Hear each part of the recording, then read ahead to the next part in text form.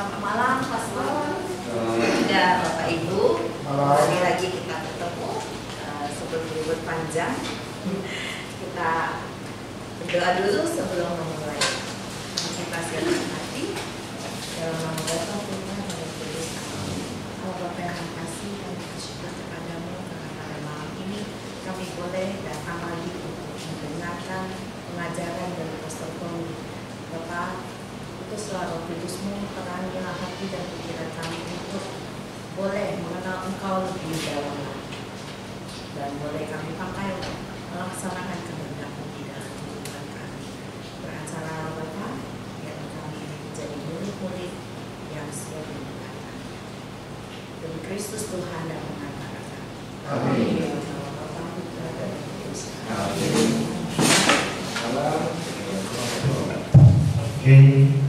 Nah, malam ini kita akan membahas Rasul Petrus. Kita sudah selesai dengan Yesus, kemudian orang-orang Majus minggu lalu, dan malam ini kita masuk dalam Rasul. Kita pilih satu yang pertama, Petrus itu kepala para rasul, dan kita lihat rasul-rasul lain berikutnya. Nah, dia adalah batu padas. Jadi kita mengerti dari kata mana batu padas itu muncul. Pemimpin para rasul. Baik, cepat saja kita mulai dengan siapa Petrus. Petrus nama aslinya Simon. Dan kemudian dia diubah namanya oleh Yesus ketika Andreas membawa Petrus kepada Yesus. Dia katakan, Simon, engkau akan disebut Kefas. Kefas itu bahasa Aram. Dalam bahasa Yunani namanya Petros. Dan Petrus dalam bahasa Latin Petrus, artinya batu karang. Jadi aslinya dia namanya Simon, diubah oleh Yesus dari Kefas, itu bahasa Aram. Dalam bahasa Yunani padanannya ada Petros, dan dalam bahasa Latin Petrus. Itu artinya semua batu karang, batu padas. Maka dulu ketika dalam gambaran gereja, kadang-kadang digambarkan gereja itu di atas batu karang dikelilingi oleh ombak. Karena Yesus pernah mengatakan di atas batu karang ini akan kudirikan gereja. Jadi di atas Petrus, jadi Petrus nanti akan menjadi dasar gereja, dasar manusiawinya, dan dasar ilahi tetap Yesus. Lalu dia mempunyai peran sebagai kepala para rasul dan kemudian menjadi paus pertama dari gereja ketika dia pindah ke Roma. Aslinya dari Yerusalem, pindah ke Antioquia beberapa tahun, kemudian dari Antioquia dia pindah ke Roma, dan sanalah dia menjadi paus pertama gereja kita. Dan sampai sekarang tidak ada paus yang berani mengambil nama Petrus. Jadi tetap saja satu-satunya paus yang bernama Petrus itulah dia. Sama dengan kita orang tradisi Latin, tidak pernah berani mengambil nama baptis Yesus. Tapi orang Spanyol, iya, nggak masalah. Yesus. Orang Portugis sama juga, Yesus. Tapi orang berbahasa Italia dan tradisi Latin, tak ada yang berani mengambil nama Yesus. Tapi ambil nama Yosua, iya, padahal sama artinya. Yesus, nama itu diambil dari nama Yunani, dari Ibrani Yosua, artinya sama, Allah menyelamatkan. Jadi ini singkat, nanti kita akan cerita tentang Petrus lebih panjang lagi. Ini yang kasih gambaran singkat. Dia mati sebagai martir dengan disalibkan menurut tradisi, kepalanya di bawah. Mengapa nanti kita lihat. Dia dianggap jadi pelindung kota Roma bersama dengan Rasul Paulus. Nah, kalau misalnya nanti kalian suatu saat pergi berziarah, tapi kan ada dua patung besar. Kalau kita menghadap basilikannya dari datang dari sini, sebelah kanan Rasul Paulus dengan pedang dan buku, sebelah kiri Petrus dengan buah kunci.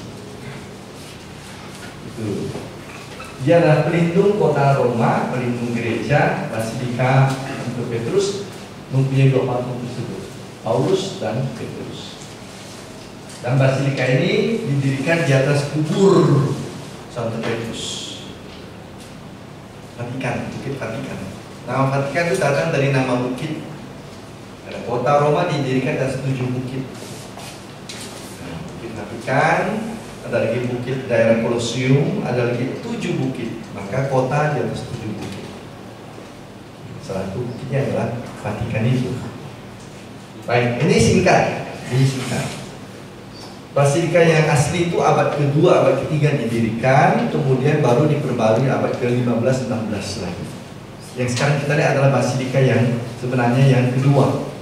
Basilika yang pertama bentuknya beda, sama dengan katedral.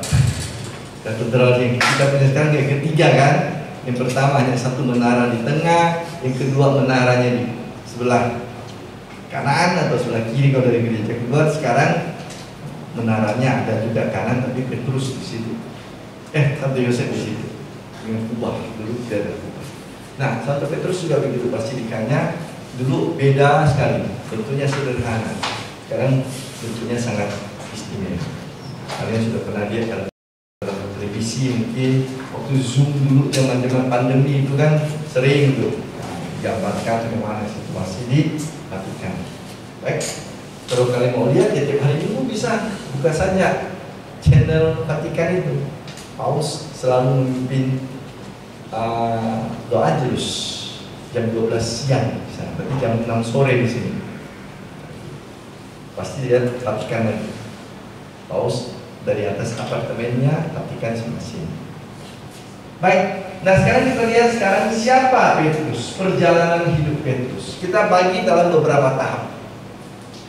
Dia sebelum bertemu dengan Yesus, kemudian dia sebelum sampai Pentakosta dan sesudah Pentakosta. Itu berbeda orangnya, berbeda. Ada proses perjalanan Petrus itu. Dia tidak sama lagi. Nah, kita lihat dia sebelum bertemu dengan Yesus, dia adalah dia namanya Simon anak Yunus. Bisa kita lihat di situ dalam kisah Matius 16:17 disebut Simon anak Yunus, juga dalam Yohanes 21 ayat 15. Jadi nama bapaknya adalah Yunus. Bapaknya itu Yunus. Simon anak Yunus. Kemudian kita lihat juga dari Injil Sinoptik, ini hanya satu ayat ya, masih dari ayat lain juga, dari Markus, dari Lukas juga sebenarnya ditunjukkan yang sama. Hanya diambil satu ayat saja dari Injil Sinoptik Matius. Dia adalah saudara Andreas. Nah itu nanti nampak juga dalam kisah dalam Injil Yohanes, Andreas yang bertemu dengan Petrus. Keduanya itu bersaudara. Kemudian dari kisah Markus kita tahu juga bahwa Petrus itu sudah punya mertua, berarti dia punya istri dan tidak diceraikan istrinya ya ketika dia ikut Yesus. Jadi Petrus tetap punya istri, dan kemungkinan besar ketika Petrus merasul, istrinya ikut. Dan mana kita tahu dari surat Rasul Paulus 1 Korintus 29 ayat 5, aku punya hak untuk didampingi seorang gune. Dalam bahasa Yunani artinya istri, bisa saudari perempuan, bisa istri, dan konteks ini adalah istri. Seperti para rasul lainnya, tapi aku tidak mau mengambil hak. Jadi Paulus tidak menikah. Sementara para rasul lain menikah, dan para rasul lain membawa juga istrinya dalam perjalanan kerasulannya. Aku tidak mengambil hakku sebagai seorang rasul untuk didampingi oleh seorang gune seperti para rasul lainnya. Jadi dia sudah menikah, tidak disebut apakah ada anaknya, tapi kitab suci tidak disebut, jadi kita tak usah cari-cari. Kecuali kita buat novel baru seperti Da Vinci Code, kan? Bahwa Yesus menikah dengan Maria Magdalena, kemudian punya anak, macam-macam gitu. Terserah novelis itu punya daya imajinasi tinggi.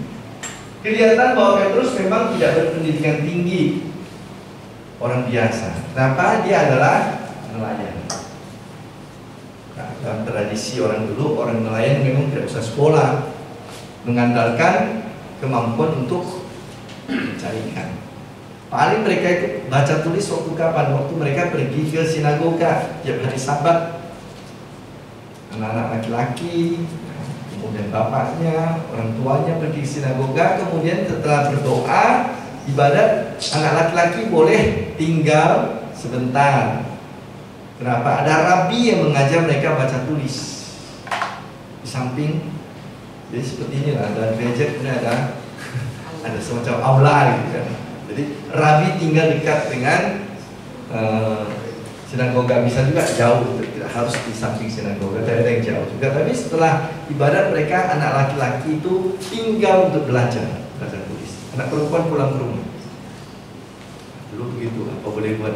Anak perempuan tidak perlu banyak sekolah, anak laki-laki boleh tinggal baca tulis. Nah, mungkin Petrus belajar baca tulisnya di situ, tapi tidak pernah mengambil pendidikan yang khusus. Beda dengan Paulus.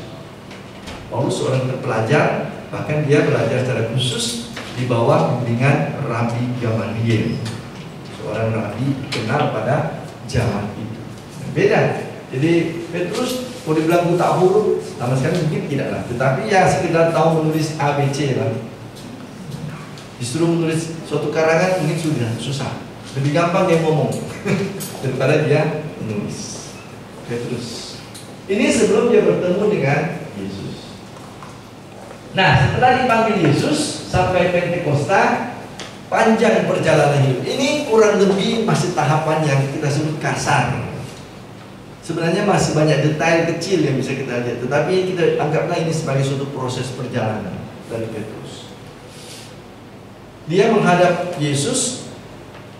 Ada dua versi ya, ada dua versi. Injil Yohanes mengatakan Andreas yang mengajak Petrus bertemu dengan Yesus. Kita lihat Injil Yohanes. Ini dua versi dalam kitab suci kita. Jadi tak usah dipertentangkan mana yang tepat, mana yang tepat, mana yang tidak, karena setiap penginjil memakai caranya sendiri untuk berwartakan Yesus. Lihatlah Injil Yohanes bab 1.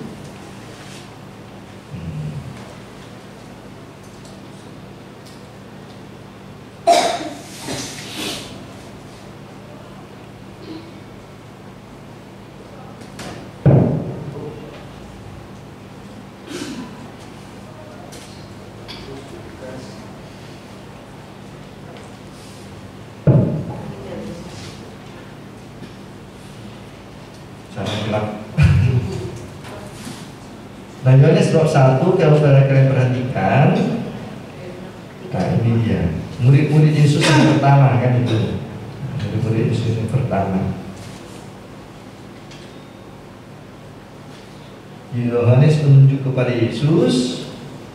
Kemudian keesokan harinya Yohanes berdiri di situ dan dengan dua orang muridnya. Yang pertama adalah Andreas. Tidak disebut nama murid yang kedua itu siapa. Lalu kemudian, apa yang kamu cari, guru? Kamu tinggal di mana? Jadi Yesus mengajak mereka tinggal.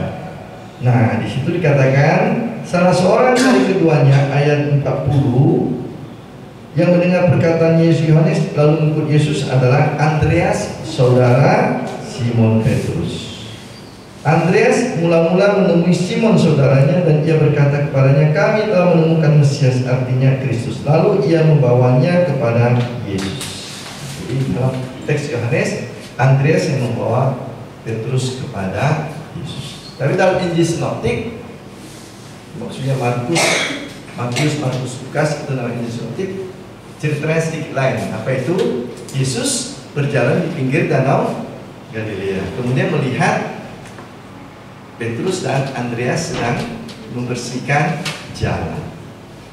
Dan kemudian Yesus mengatakan, mari ikutlah aku. Mereka berdua meninggalkan. Nah, itu dalam Matius 4 disebutkan. Jadi ada dua versi tentang bagaimana dia menjadi murid Yesus. Nah, disinilah dia diubah namanya. Waktu di versi Yohanes, dia diubah namanya oleh Yesus. Kalau kita baca sambungannya, Kami telah menemukan. Ia membawanya kepada Yesus. Yesus memandang dia dan berkata, engkau adalah Simon anak Yohanes. Nah, jadi ada nama Yunus, kadang-kadang juga Yohanes. Jadi nama bapaknya itu nampaknya ada dua, Yunus atau Yohanes. Di sini dikatakan anak Yohanes. Engkau adalah Simon anak Yohanes. Engkau akan dinamakan Kefas, artinya Petrus. Kefas bahasa Aram, Petrus bahasa Yunani, artinya batu karang, batu panas. Itulah pengubahan nama Simon menjadi Petrus. Lalu setelah dia menjadi murid Yesus, kita tahu cerita berikutnya bahwa ibu mertuanya itu sakit. Kemudian Yesus menyembuhkan ibu mertuanya. Lalu Yesus memanggil banyak lagi murid-murid lain. Tidak hanya Petrus, tidak hanya Andreas, masih ada Yakobus, Yohanes, dan banyak lagi murid ikut. Puluhan mungkin. Sampai suatu saat akhirnya Yesus berdoa. Doa Yesus ialah mohon bantuan Tuhan untuk memilih 12 rasul. Dan Petrus terpilih menjadi salah seorang rasul yang diminta oleh Yesus untuk mengikuti dia secara lebih dekat, mendampingi dia siang dan malam. Jadi selama 3 tahun berjalan bersama dengan Yesus. Nah, ini salah satu. Kemudian ada suatu peristiwa di mana Yesus yang berjalan di atas air, sementara para rasul naik perahu, dan Petrus merasa, wah, saya juga mau. Loh, Yesus bisa, Tuhan masih bisa bantu saya. Boleh saya turun? Boleh, silakan. Nah, itu. Lalu Petrus turun, kan itu ceritanya sudah bisa berjalan. Oh. Tiba-tiba datang ombak, takut. Nah, imannya goyah. Lalu tenggelam. Tadinya dia bisa berjalan, lalu setelah imannya goyah dia tenggelam ke dalam, dan Petrus ditolong oleh Yesus. Itu suatu peristiwa dalam cerita hidup Petrus. Tapi peristiwa yang lebih penting ialah dalam Matius 16. Apa peristiwa tersebut? Sebelum kalian buka. Ya, buka kitab suci. Matius 16.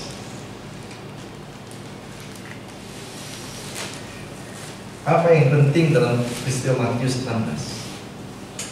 Dan itu menjadi dasar di mana Yesus akan mendirikan gereja. Itu menjadi dasar juga sakramen tobat, pengakuan dosa.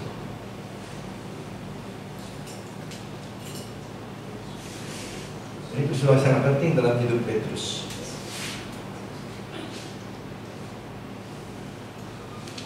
Nah, ketika Petrus sudah lama bersama Yesus, Yesus sudah mulai banyak berkeliling-keliling, sudah membuat mukjizat, sudah mengadakan macam-macam pengajaran. Muncul rumor, siapa Yesus? Wah, dia itu Yohanes yang baru dibaptis, yang baru hidup lagi ini. Oh, dia itu Nabi Yeremia. Oh, dia Nabi ini, dia Elia, dia ini. Nah, kemudian Petrus bertanya kepada para murid, apa kata orang tentang saya? Begini. Lalu kemudian Petrus bertanya, Yesus bertanya lagi, menurut orang begitu. Nah, menurut kamu? Itu kata orang, kata tetangga sana, kata orang di sudut situ, kota baru, orang yang juru sana, raya, Siantan. Nah, kamu di sini yang ada di sini nih, bukan kata orang. Menurutmu siapa aku ini? Dan apa tanya Petrus? Engkau adalah Mesias, anak Allah yang hidup. Jadi Petrus mengakui dalam dirinya kealahan dari Yesus. Engkau adalah Mesias, anak Allah yang hidup. Engkau yang ditunggu-tunggu, engkau yang ditunggu oleh semua bangsa Yahudi dari sekian ribu tahun yang lalu. Engkau lah Muhammad. Nah, itu pengakuan dari Petrus. Dan Yesus mengatakan, Petrus, bukan karena dari mulutmu, tetapi karena Roh Kudus, Roh Allah yang berbicara melalui dirimu. Lalu kemudian kalimat yang sangat menentukan ialah, dan kamu Petrus, di atas batu karang ini akan kudirikan gereja. Apa yang kau ikat di dunia ini akan terikat di surga, dan apa yang kau lepaskan di dunia ini akan terlepas di surga. Maka Petrus muncul dengan dua kunci. Kunci untuk membuka dan kunci untuk menutup. Tuh, tangannya ada kunci nggak? Tuh, ada dua. Di sini dua kunci. Di patung itu juga dua sasaran. Kita kembali dulu, lihat dulu. Nah, ini juga. Nah. Kunci kerajaan surga dan kunci di dunia. Ini juga dua. Jelas lagi dua. Itu juga dua.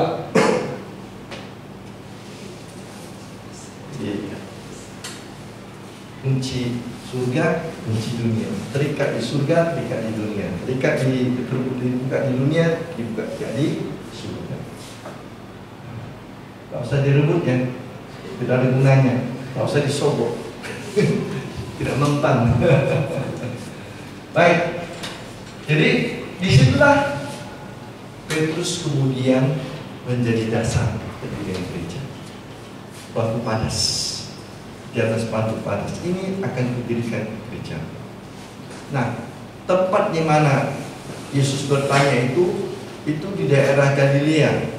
Kalau suatu saat kalian pergi ke daerah Galilea, pergilah ke daerah Banias.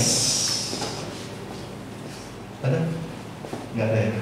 Ya tidak semua. Ya untuk tur atau ziarah-ziarah ini memang tidak semua bisa dijalani tempat-tempat yang suci. Kenapa? Karena memang sangat terbatas waktunya.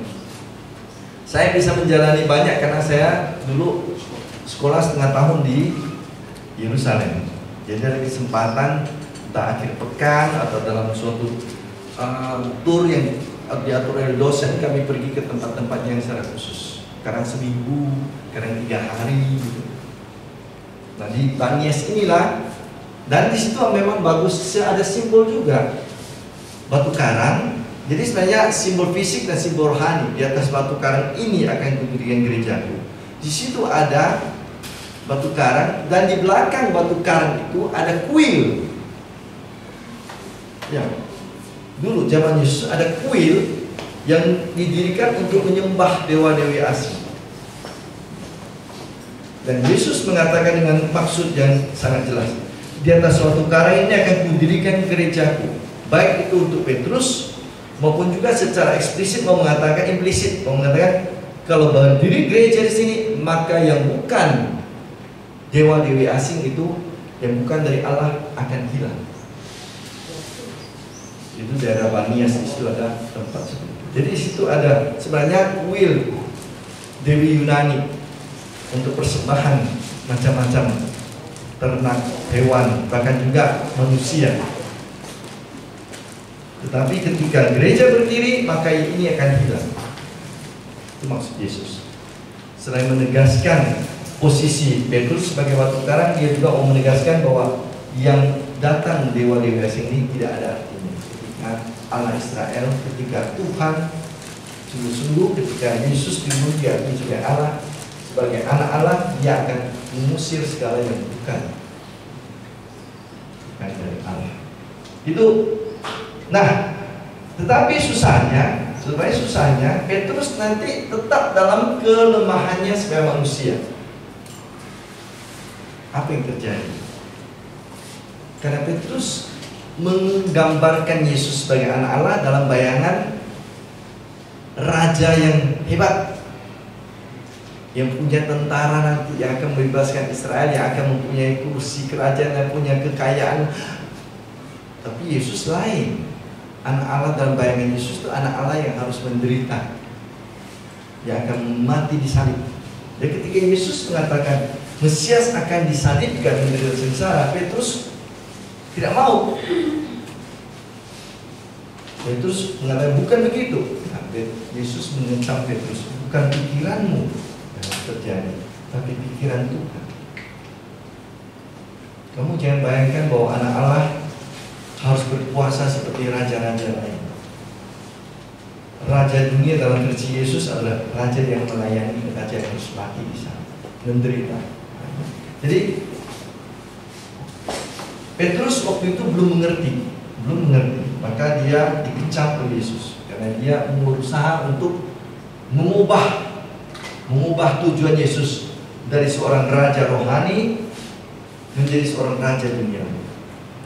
Itu cerita tentang Petrus. Lalu kemudian dia juga mengalami suatu peristiwa yang lain, menjadi saksi transfigurasi Yesus.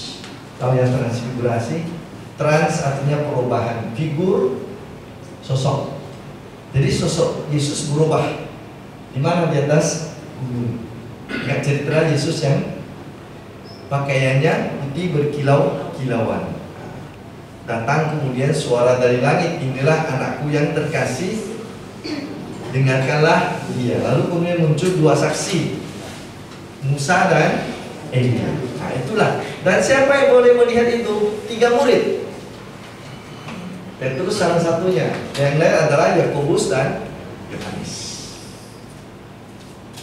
Dan 3 murid ini boleh melihat peristiwa itu.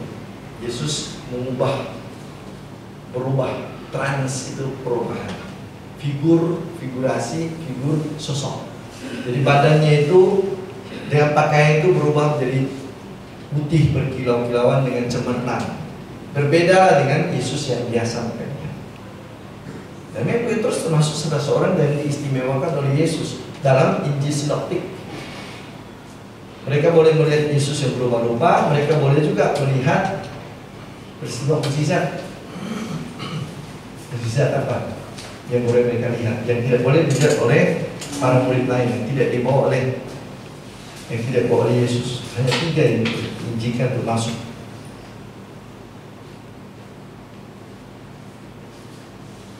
Jadi kita lihat sosok Petrus yang istimewa dalam kitab suci, terutama Injil Sinoptik. Ketika dia membangkitkan anak putri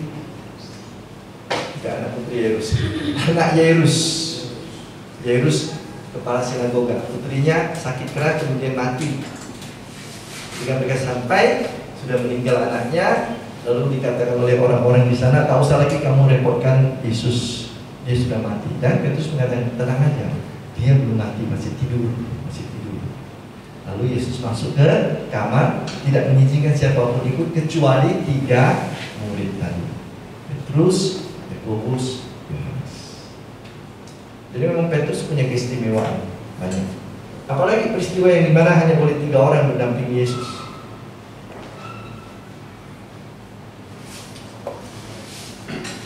Tadi penampakan di atas gunung, transfigurasi, perubahan sosok badan Yesus dan pakaian. Kemudian 3 orang mendampingi Yesus membangkitkan putri Yairus. Ada lagi satu peristiwa di mana hanya 3 murid ini juga yang mendampingi Yesus.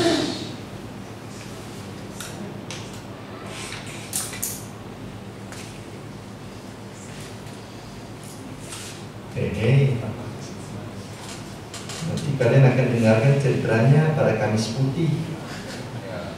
Apa? Kamis Putih belum bangkit ya? Mati pun belum. Apa yang terjadi Kamis Putih? Basuh kaki, semua rasul dibasuh kaki. Yang Petrus protes sebentar, tapi semua dibasuh.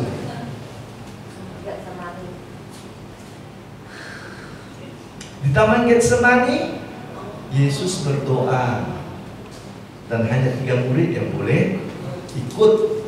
Para murid lain menunggu di luar kebun. 3 murid ini masuk ke kebun, tinggal bersama. Yesus berdoa. Yesus berdoa, 3 muridnya tidur. Nah ini kurang ajar. Gurunya sedang menderita, enak-enak mereka tidur. Apakah kamu tidak sanggup 1 jam saja bersama dengan saya? 1 jam saja. Masa nggak bisa? Kalau kalian ngerumpi 3 jam bisa kan? Nonton drakor sampai malam nggak tidur sampai besok pagi bisa? Bisa. Ayo ngaku nggak? Iya senyum. Ini jangan 1 jam aja udah ngantuk tidur. Menggosipi orang 3 jam nggak capek. Nonton drakor sepanjang malam, wah. Baru besoknya baru tidur. Ini kasus Petrus. Jadi mereka punya keistimewaan, dia punya keistimewaan. Tetapi itu tidak mengatakan nanti Petrus orang yang mulus dalam hidupnya. Tidak. Nanti kita lihat bagaimana dia berjuang. Lalu dia juga bertanya soal yang menarik. Berapa kali saya boleh mengampuni orang? 7 kali ya? Sudah hebat kan 7 kali kan? 1 kali ada lakukan, 1 kali kau khianati aku masih ku ampuni. 2 kali boleh lah, 3 kali tidak lagi, katanya kan gitu. Yang 3 itu sudah hebat lah ya. Kata Petrus seolah-olah dia mengatakan, saya sampai 7 kali loh Tuhan. Bisa kan? Bisa. Bukan 7 kali, 70 kali 7. Itu artinya tak terbatas. Itu hanya angka simbolis. 70 kali 7. Itu artinya tak terbatas. Pengampunan itu tidak punya batas. Itu dia. Jadi ini beberapa peristiwa dalam hidup Petrus yang mempunyai makna juga sekaligus mengajar dia dan mengajar murid-murid yang lain. Terus apalagi? Ini dia. Ketika Yesus mau mencuci kaki, nah ini dia. Petrus menolak. Tak boleh. Tak boleh. Seorang guru tak boleh mencuci kaki murid. Memang tak boleh. Tradisi Timur Tengah, tradisi Israel tidak memperbolehkan yang lebih tua, yang lebih agung, yang lebih tinggi posisinya itu melayani yang lebih muda atau lebih rendah. Tapi Yesus mengatakan, saya memang datang untuk melayani, bukan hanya mencuci kaki, mencuci seluruh dirimu nanti. Kalau aku guru dan Tuhan melayani kakimu, mencuci kaki dirimu, melayani engkau, maka engkau juga harus berbuat yang sama kepada orang lain. Jadi contoh dari Yesus. Jadi sering dalam kitab suci itu ketidakmengertian Petrus, kekeliruan Petrus itu menjadi jalan untuk mengajar dia, jalan untuk menyadarkan dirinya, untuk mencuci pemahamannya yang keliru dan tidak selalu berhasil. Memang orang ini orang yang keras, jujur, keras, tapi kadang-kadang agak beban. Nah, gara-gara itu juga dia akan jatuh. Tapi dia belajar dari kejatuhan. Orang yang eksklusif. Ketika tentara datang mau menangkap Yesus, apa yang dibuat oleh Petrus? Dia punya pedang rupanya. Dia punya pedang dan dipotongnya. Hebat sekali dia ya. Sebenarnya lengket telinga kita itu hanya daunnya gitu, tidak kena rambutnya, tidak kena kepalanya gitu. Telinga aja. Kan susah loh memotong hanya daun telinga. Pak Warto bisa nggak? Pakai pedang gitu. Nggak kena pipi loh. Itu hebat itu kan. Jadi orangnya memang punya kemantapan sih. Tapi kenapa kemantapan yang kadang tidak bijaksana? Dia sangat eksplosif orangnya, sangat impulsif, reaktif. Nah, ini Petrus. Dia membela Yesus, ya. Tapi sudah itu dia ketakutan juga nanti. Kenapa? Lihatlah. Ketika dia selesai memotong hamba Imam Agung dan Yesus diadili, dia menyangkal Yesus 3 kali. Padahal Yesus sudah mengatakan di perjamuan malam terakhir, Petrus, hati-hati. Setan sudah mengintip. Sebelum ayam jantan berkokok 2 kali, engkau akan menyangkal aku 3 kali. Oh, mana mungkin Tuhan, aku mau mati bersama engkau di Yerusalem. Oh, ngomong belanja.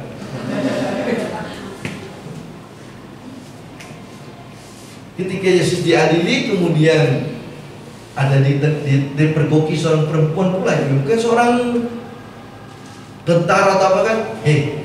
Kamu kan murid. Oh, bukan. Datangi orang tua. Benar. Aksen itu aksen orang Galilea. Bukan, saya tidak kenal orang tersebut. Sumpah mati. Jadi tadinya sombong. Tuhan, aku mati bersama engkau. Aku rela. Aku mau menyerahkan dirimu.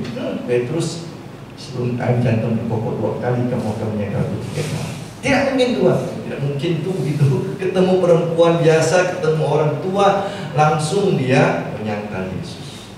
Dia sangat impulsif, tetapi kurang pertimbangan. Dan karena itu dia harus menyesal. Setelah dia menyangka Yesus, menyesal. Ya orangnya itu seperti apa? Pernah naik apa itu kan? Roller coaster. Istilahnya biang lala itu. Gitu. Jadi memang itulah si Petrus. Jangan heran. Sebentar A, sebentar B gitu. Keyakinan dirinya tinggi, tapi kenyataannya dia tidak sekuat yang dia bayangkan. Seperti kerupuk kena air gitu, dilempar ke minyak, mengembang. Hebat sekali. Masukkan ke air, langsung melempem. Jadi dia menangis dengan sedih, menyesal. Tapi ini selalu titik balik dalam hidupnya juga nanti. Kita lihat titik balik dalam hidup Petrus. Dan pada hari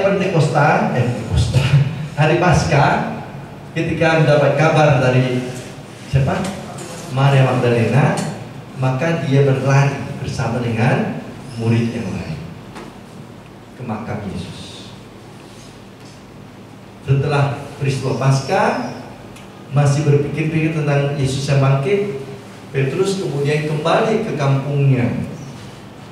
Dari Yerusalem kembali ke Galilea, mulai lagi menjala ikan. Itu dalam Injil Yohanes bab 21.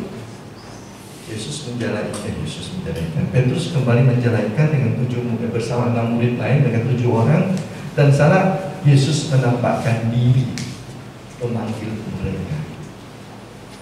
Di situ sekali lagi Petrus diteguhkan oleh Yesus. Pada saat di pinggir danau itu Yesus meneguhkan posisi Yesus. Bagaimana cara Yesus meneguhkan posisi Petrus? Yesus meneguhkan kembali posisi Petrus sebagai kepala para rasul, sebagai dasar gereja, dengan bertanya kepada Petrus 3 kali. Petrus, anak Yunus, apakah engkau mengasihi aku?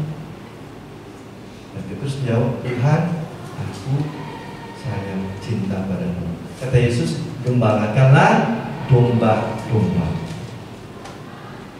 Itu 3 kali terjadi pertanyaan dan jawaban Yesus. Jawaban Petrus. Pertanyaan dari Yesus, jawaban Petrus. Sampai 3 kali, Tuhan engkau tahu isi hatiku. Yang ketiga, karena Petrus sedih, Yesus bertanya sampai 3 kali. Yaitu menggambarkan kenangan dia kepada dia menyangka Yesus 3 kali. Dan Yesus bertanya kepada dia 3 kali untuk menyembuhkan luka itu. 3 kali dia terluka dan 3 kali dia harus disembuhkan. Menjawab dengan ketulusan hati bahwa sungguh dia mencintai Yesus. Dan Yesus mengatakan, gembalakanlah domba-dombaku. Jadi ini yang menjadi peneguhan kembali kesalahannya di sini. Dikuatkan kembali di sini, statusnya sebagai kepala para rasul diteguhkan kembali, luka-lukanya, penyangkalannya juga disembuhkan lagi. Dan karena itu bersama dengan para rasul lain mereka menjadi saksi kenaikan Yesus ke surga. Setelah itu dia kembali ke Yerusalem menunggu sampai Roh Kudus turun atas para rasul, menjadi kepala gereja para rasul. Dia memimpin para rasul. Ini perjalanan yang sampai Pentakosta. Jadi dari panggilan, pasca, Pentakosta. Setelah Roh Kudus turun. Nah, tahap berikut dari Pentakosta sampai dengan akhir hidupnya. Tahap ketiga. Ketika Pentakosta turun, maka Petrus yang tadinya penakut, bersembunyi, bahkan menyangka Yesus, malah tampil berani sekarang. Di hadapan orang banyak, di hadapan imam-imam bait Allah, di hadapan musuh-musuhnya, dia berani mengatakan Yesus adalah Tuhan. Yesus telah bangkit.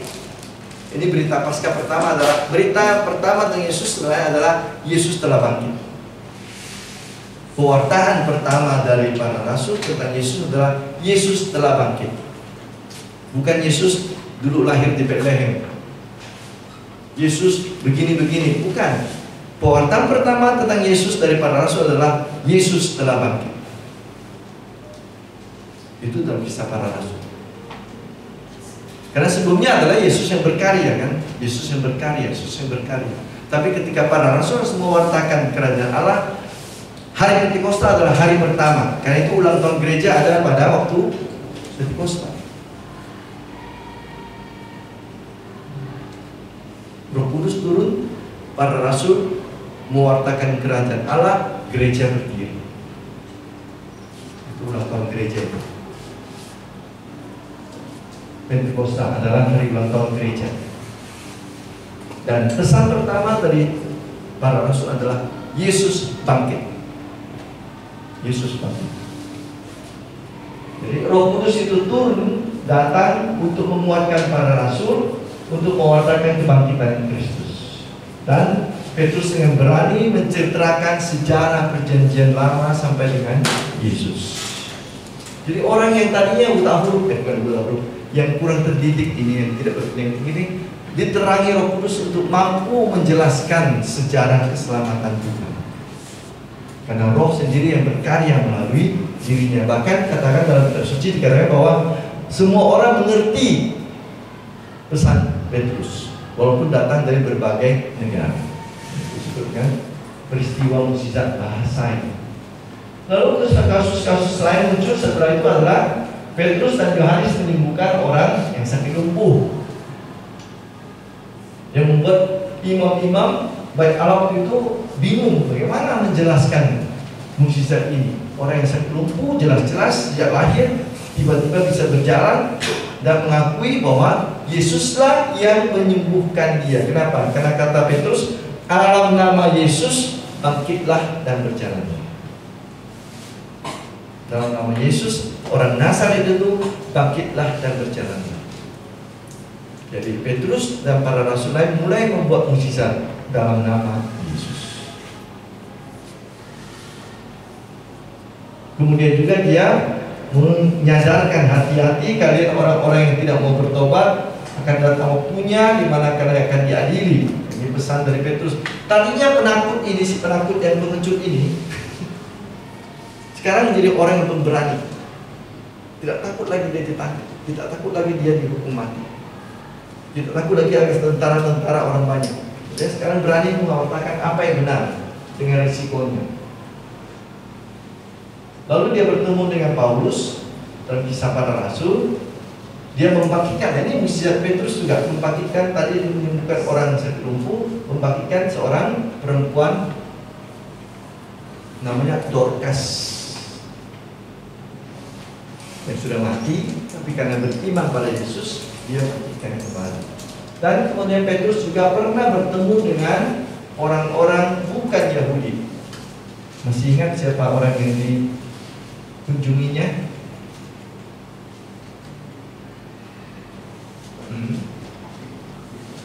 Sebenarnya Petrus itu lebih banyak berkarya untuk orang-orang Yahudi ya. Paulus kepada orang bukan Yahudi. Tapi suatu saat Petrus juga diundang untuk bertemu dengan orang bukan Yahudi.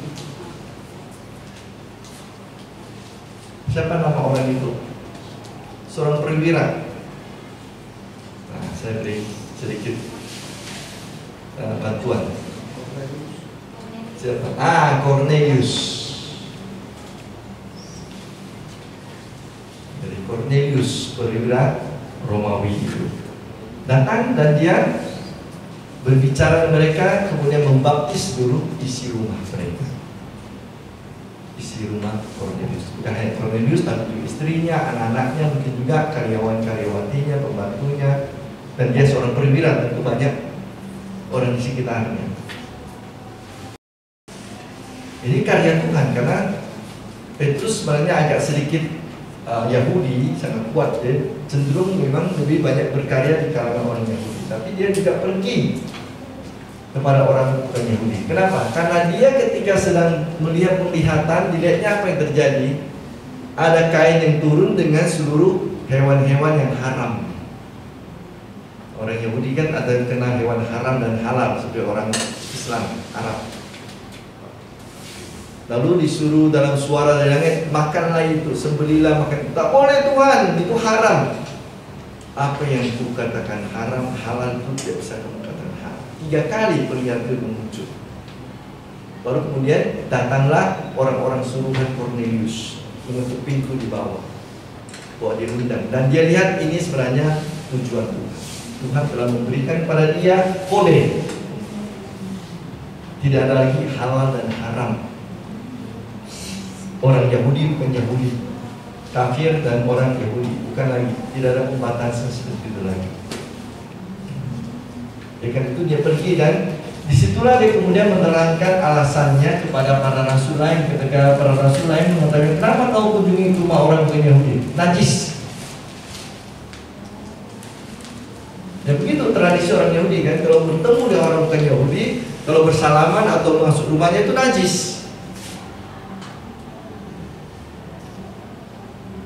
Nah, kalau kamu menajiskan dirimu, bagaimana kamu bisa menyebut dirimu seorang Kristus, seorang pengikut Yesus? Lalu dia terangkan alasan yang melihat penglihatan tersebut. Allah sendiri yang meminta dia pergi. Dan tentu kalau Allah sendiri meminta dia pergi, tidak lagi urusan najis dan tidak najis di situ, haram dan halal di situ, karena Allah sendiri yang menghendaki. Dan itu yang tidak suci dikatakan kan dalam Markus terutama, bukan apa yang masuk yang buat manusia najis, tapi apa yang keluar. Iri hati, kecemburuan, marah, dendam, itu semua yang buat orang manusia najis. Bukan soal makanan yang masuk. Makanan hanya melewati badan sebentar, sudah itu keluar dari belakang. Tapi yang keluar dari hati ini yang buat manusia jadi najis. Nah, kita tahu kasusnya bahwa dia berani menghadapi tantangan. Yakobus duluan dipenggal kepalanya, kemudian Petrus juga ditangkap oleh tentara-tentara baik Allah, akan diadili. Tetapi sebelum dia diadili, apa yang terjadi? Malaikat datang malam-malam membebaskan dia. Jadi di situ kita lihat pribadi Petrus yang tadinya seorang yang penakut, ragu-ragu, menjadi seorang yang berani, gagah perkasa, berani beresiko, dan Allah bekerja mendampingi dia. Lalu kemudian kasus tahu Konsili Vatikan, Konsili Yerusalem, kisah para rasul, ini menentukan wajah gereja sampai dengan saat ini. Waktu itu kasusnya ialah orang-orang Kristen Yahudi menghendaki orang-orang Kristen bukan Yahudi harus hidup seperti orang Yahudi. Baru kalian bisa diselamatkan oleh Yesus. Kenapa? Yesus orang Yahudi. Alasannya berbudaya Yahudi, maka kalian juga harus hidup seperti orang Yahudi. Apa misalnya? Sunat, ikut makanan halal dan haram, ikut adat pesta adat orang Yahudi. Wah, orang yang bukan Yahudi merasa keberatan. Haruskah kami demikian untuk diselamatkan oleh Yesus? Paulus di pihak mereka. Sidang Yerusalem itu yang menentukan. Dari para rasul bersama Paulus, bersama dengan Titus, Timotius dan seterusnya datang bicara apa kehendak Tuhan sebenarnya, apa yang diinginkan Tuhan dari pewartaan Injil itu. Dan akhirnya dengan bantuan Roh Kudus mereka sampaikan kebijaksanaan yang sangat bijaksana. Jangan paksa orang bukan Yahudi hidup seperti orang Yahudi. Soal adat tidak menentukan, soal budaya tidak menentukan. Iman kepada Yesus yang hidup itu yang menentukan. Tidak penting kamu pakai baju putih atau baju hitam. Tidak penting kamu makan sapi atau makan babi atau makan ayam atau makan itik atau makan udang. Bukan itu. Tidak penting kamu ikut misalnya pesta kebun atau pesta taman atau pesta ini, pesta itu. Bukan itu yang menjadi syarat untuk keselamatan. Tapi yang syarat untuk keselamatan adalah percaya akan Yesus, iman yang hidup, dan hindarkan beberapa hal yang mendasar. Ada 4 disebutkan itu. Apa yang tidak boleh?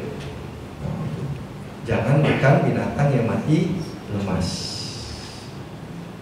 Kenapa? Karena darah dianggap sebagai hidup. Mati lemas biasanya darahnya masih di dalam. Ya. Jangan makan darah, itu syarat orang itu dulu. Karena bayangan mereka darah itu adalah hidup. Jangan terlibat dalam percabulan. Jangan ikut di dalam penyembahan berhala. Jadi hal-hal yang sangat menghindarkan diri dari kecemaran. Jadi hal-hal yang sangat naluria yang bisa dilakukan oleh siapapun dan bisa dimengerti oleh siapapun. Kita baca misalnya dengan jelas Kisah Para Rasul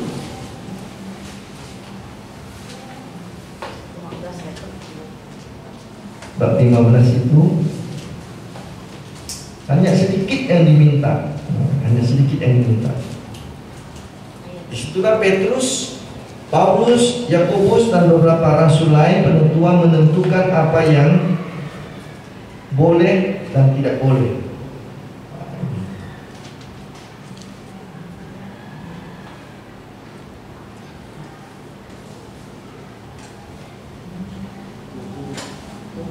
Ayat 20 ya.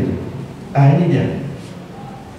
Sebab itu aku berpendapat, kita mulai ayat 19, bahwa kita tidak boleh menimbulkan kesulitan bagi mereka dari bangsa-bangsa lain. Maksudnya bangsa-bangsa bukan Yahudi yang berbalik kepada Allah. Tetapi kita harus menulis surat kepada mereka supaya mereka menjauhkan diri dari hal-hal yang telah dicemarkan berhala-berhala. Jadi mereka jangan menyembah berhala. Kemudian dari percabulan, dari daging binatang yang mati dicekik, itu maksud binatang yang mati lemas dicekik, dan dari darah. Ini. Sebab sejak zaman dahulu hukum Musa diberitakan dan tiap-tiap kota dan dibacakan tiap-tiap hari Sabat di rumah-rumah ibadat. Jadi hanya 4 hal yang sederhana yang mendasar yang diminta dari bangsa-bangsa bukan Yahudi. Jadi Petrus dan para rasul lain berbicara dalam Roh Kudus sehingga mereka keluar memberikan suatu jalan yang bagus bagi orang-orang bukan Yahudi untuk mengikuti jalan Tuhan, jalan dari Yesus. Walaupun demikian, Petrus tidak selalu konsisten. Dia masih juga terpengaruh oleh beberapa pandangan dari orang lain. Di Antioquia, ketika Petrus sudah pindah ke Antioquia, bertemu dengan Paulus, Petrus berbicara dengan orang bukan Yahudi, orang Kristen bukan Yahudi, seperti biasa makan bersama mereka. Tapi ketika orang-orang Kristen Yahudi datang dari Yerusalem ke Antioquia, Petrus jaim, takut dikecam bahwa dia terlalu dekat dengan orang-orang bukan Yahudi. Jadi dia makan memisahkan dirinya, tidak lagi bersama dengan orang-orang Kristen bukan Yahudi. Dia bergabung dengan orang Kristen Yahudi saja, tidak lagi bergaul dengan mereka. Maka Paulus marah. Kenapa? Kamu buat skandal. Kamu kepala gereja, masa kamu buat begitu? Itu kalau kita baca surat Galatia bab 2 itu menarik. Galatia bab 2 ayat 11 sampai 14. Di situ Paulus mengatakan yang jelas, Petrus, engkau munafik. Kalau bahasa kita sekarang, ketika orang-orang Yahudi, orang-orang Kristen Yahudi belum datang, kamu bergaul dengan biasa dengan orang-orang Kristen Yahudi. Begitu mereka datang, kamu lari. Kamu beri contoh yang buruk, bukan seorang pemimpin gereja yang benar. Memang Petrus juga masih berjuang dalam dirinya, meskipun dia sudah punya posisi yang baik, punya kedudukan yang belum berpengaruh, tapi kadang-kadang dia gagal. Lalu kemudian dari Antioquia dia kemudian pindah ke Roma. Disitulah menjadi paus pertama dan meninggal di Roma pada tahun 64 kurang lebih. Pada saat Kaisar Nero sedang menguasai kota Roma atau sedang berkuasa atas kekaisaran Romawi. Terus mati dipenggal, disalibkan. Itu perjalanan dari Petrus. Nah, kita coba lihat beberapa sifat Petrus yang bisa kita renungkan dari berbagai cerita hidupnya. Tentu tadi yang saya gambarkan itu hanya sebagian dari peristiwa Petrus. Ada banyak sekali. Dari situ kita lihat beberapa hal yang menarik tentang Petrus. Orang itu sangat meledak-ledak, gampang sekali bereaksi. Dilihatnya Yesus berjalan di atas air, aku juga mau ikut berjalan di atas air. Silakan. Begitu datang ombak, terus takut tenggelam. Ketika datang perwira hamba-hamba perwira Romawi, diambilnya pedang langsung dipukulkan pula. ditebaskannya ke telinga, tapi hanya ditegur oleh perempuan langsung ketakutan. Bersumpah ketika bahaya masih jauh, tapi sudah di depan mata, terus dia mundur, surut. Nah, orang ini sangat gampang meledak, tapi dia tidak selalu mampu mempertahankan tekadnya itu. Jadi reaktif dan sering kata dan tindakannya itu melebihi mendahului pertimbangan yang sungguh-sungguh. Ketika bahaya masih jauh, gampang sekali ngomong. Tapi begitu bahaya dekat, terus muncul keraguan, ketakutan, tenggelam ke air, ketakutan dituduh bahwa dia adalah murid Yesus. Padahal sebenarnya dia orang yang setia, Kenapa? Ketika Yesus tangkap, dia masih mencoba untuk ikut dari belakang, kan gitu. Para rasul lain sudah lari, tapi dia masih coba ikut. Hanya ketika dia mulai dihadapkan pada tuntutan menjawab tantangan, di situ dia ragu dan gagal. Pada dasarnya dia orang setia, tetapi dia sudah meninggalkan segalanya, tetapi dia tidak selalu mampu konsisten. Ini dia, orang ini kurang konsisten, tidak stabil. Tadi saya sudah katakan itu seperti kita naik roller coaster itu, naik ke atas, turun ke bawah, naik lagi ke atas, putar ke kiri, putar ke kanan. Dia adalah Petrus orang ini. Tapi menariknya ialah dia tidak segan-segan untuk mengaku bersalah. Tidak menjadi orang yang keras kepala, nanti mencari kambing hitam. Bukan. Dia tetap mempunyai kerendahan hati untuk mengaku bersalah. Berani untuk bangun lagi, bangkit lagi. Dan karena itu dia diberi kepercayaan baru oleh Yesus lagi. Yesus tahu bahwa dia bukan orang yang stabil, dia bukan orang yang selalu mampu mempertahankan niat dan tekadnya dengan suatu keberanian yang menetap. Tapi Yesus melihat orang ini mempunyai potensi. Rasul yang satu ini orang baik. Dia punya kesempatan belajar dari kesalahannya. Nah, jadi karena itu Petrus dipercaya kembali untuk menjadi kepala para rasul, bangkit kembali, berjuang terus dalam kelemahan. Dan dia memang mengaku kesalahan-kesalahannya, seperti ketika dia ditanya 3 kali, akhirnya mengatakan dengan pasrah, Tuhan, Engkau sungguh tahu apa isi hatiku, bahwa aku sungguh mencintai.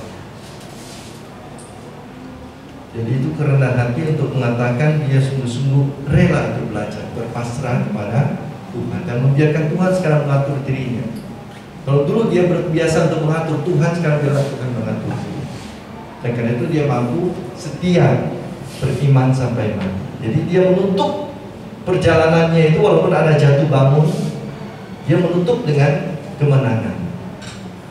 Salib.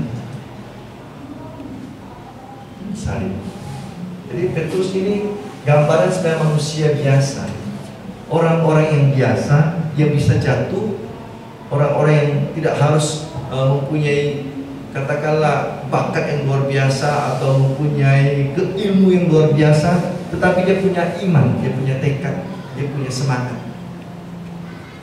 Dan walaupun dia berkali-kali jatuh, dia bisa belajar dari kejatuhan itu, dan dia akhirnya berani mengambil salibnya, memikul salibnya sampai akhir. Dia harus belajar sampai akhir. Bukan hanya waktu di awal-awal atau di tengah-tengah, sampai akhir dia harus belajar tentang bagaimana berani bangun dari kejatuhan. Nanti kita lihat apa yang dimaksud, apa yang saya maksud dengan belajar sampai dengan akhir hidup. Ini sifat dari Petrus. Jadi kalau kita lihat secara beberapa segi, kita lihat perubahan hidup dari dirinya. Yang pertama, dia seorang penakut, seorang peragu, bahkan juga pengecut, tapi menjadi seorang pemberani. Tadinya dia tidak tahu menghadapi orang-orang banyak. Ketika Yesus mati, mereka bersembunyi. Tapi ketika Pentakosta, dia tampil di hadapan orang banyak. Bahkan dia berani ditangkap, dia berani untuk diadili, dan Tuhan menyelamatkannya. Jadi keberanian dia itu tumbuh setelah Pentakosta, setelah Paskah dan Pentakosta. Dari seorang yang merasa dirinya itu agak sedikit mengandalkan diri sendiri, dari orang yang mau bereaksi, dari orang yang rendah hati. Tuhan tahu. Nah, jadi dia menjadi orang yang rendah hati sekarang di hadapan Tuhan, membiarkan Tuhan yang mengatur dirinya, bukan lagi dia yang mengatur Tuhan. Dari orang yang tidak tahu banyak dan merasa sok tahu, menjadi orang yang berani belajar, dicerahkan oleh Tuhan. Ketika dia merasa lebih tahu mengatur, Yesus kamu tidak boleh mati di Yerusalem, kamu harus jadi raja, dia belajar untuk menjadi orang yang berani mengambil penderitaan, dicerahkan bahwa menjadi Mesias bukan menjadi raja dunia, tapi menjadi raja yang menderita. Jadi itu proses perubahan diri Petrus yang melewati berbagai tahap, berbagai peristiwa yang membuat dia harus belajar dari kesalahan-kesalahannya. Orang yang serba ingin tahu, kepo, menjadi orang yang berpasrah. Orang yang sombong, saya kuat, gagah perkasa, saya mampu membela Yesus. Tapi ketika dia menyangkal Yesus, dia tahu bahwa dirinya sebenarnya tidak kuat, lemah. Maka tidak bisa membanggakan dirinya, tapi dia bisa berbangga akan Kristus.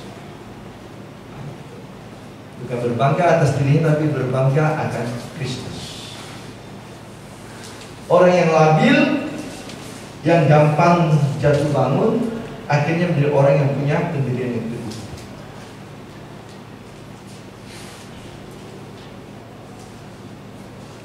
Baru bersumpah mau membela Yesus, kemudian menyangkal Yesus, dan akhirnya menjadi orang yang mempunyai kekuatan untuk membela iman sampai akhir.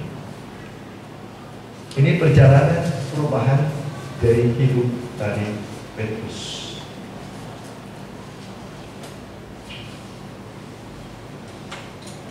Nah, kita lihat beberapa titik balik dalam hidup Petrus. Titik balik dalam hidup Petrus. Titik balik pertama ialah ketika ia berani meninggalkan jalannya, hidup yang lama sebagai seorang bapak, suami, mengikuti Yesus.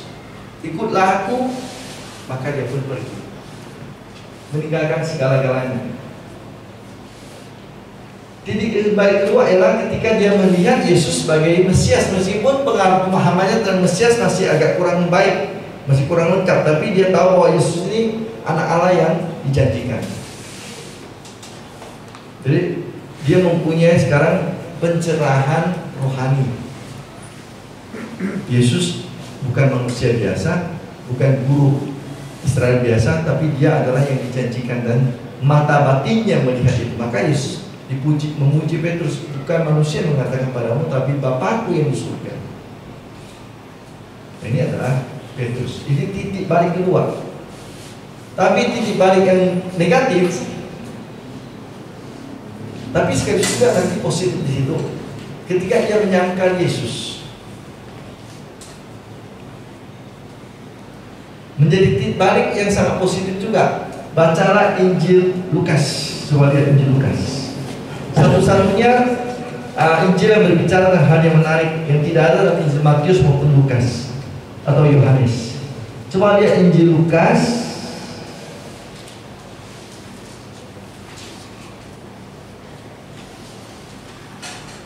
bab 22.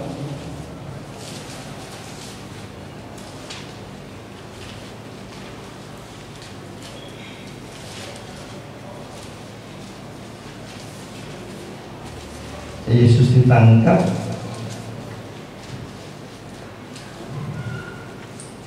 kemudian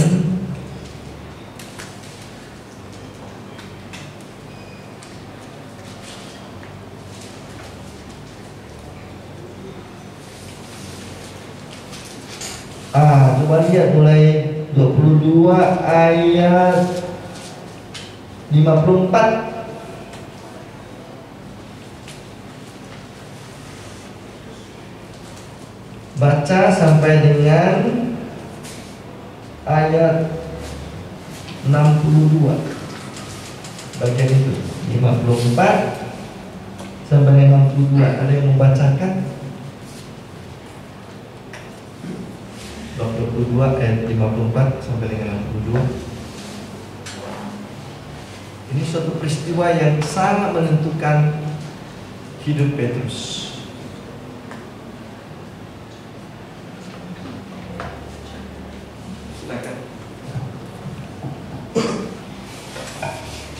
Mereka menangkap Yesus dan membawa dia ke rumah imam besar.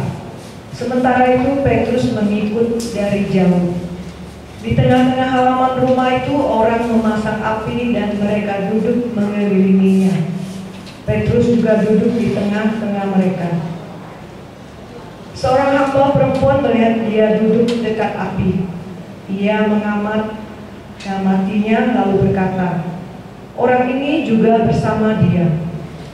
Namun Petrus menyangkal, katanya, "Aku tidak kenal dia, Bu." Tidak berapa lama kemudian seorang yang lain melihat dia lalu berkata, "Engkau juga seorang dari mereka." Namun Petrus berkata, "Bukan aku, Pak." Kira-kira sejam kemudian seorang lain berkata dengan tegas, "Sungguh orang ini juga bersama dia, sebab dia juga orang Galilea." Namun Petrus berkata, "Pak, aku tidak tahu apa yang engkau katakan." Seketika itu juga, sementara ia berkata, berkokoklah ayam. Lalu berpalinglah Tuhan memandang Petrus. Teringatlah Petrus bahwa Tuhan telah berkata kepadanya, "Sebelum ayam berkokok pada hari ini, engkau telah 3 kali menyangkal aku." Ia pun pergi keluar dan menangis dengan sedih.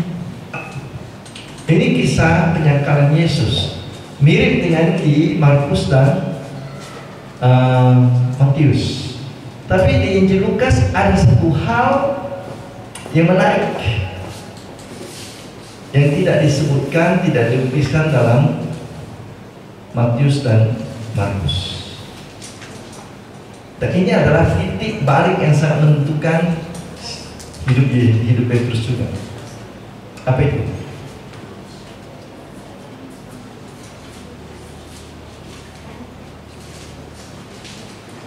Jadi kalau kita lihat kan ada kisahnya juga muncul dalam Petrus, dalam Matius, dalam Markus, dalam Yohanes, itu ya. Di Injil Lukas ini ada satu hal yang tidak dituliskan dalam Injil-Injil lain.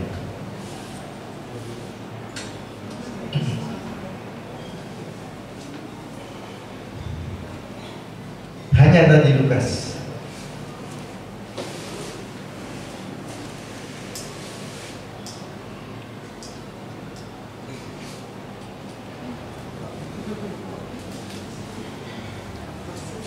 Ada yang tahu apa yang saya maksudkan? Ini titik balik yang sangat penting untuk Petrus, dilukiskan dengan sekilas oleh Lukas, tetapi itu sangat menentukan.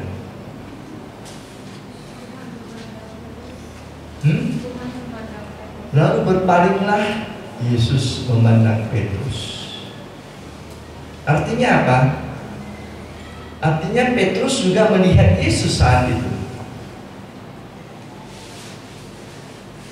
Kenapa? Setelah itu dikatakan, teringatlah Petrus ketika dia melihat Yesus memandang dia, dan dia membiarkan matanya disentuh oleh mata Yesus yang penuh belas kasih.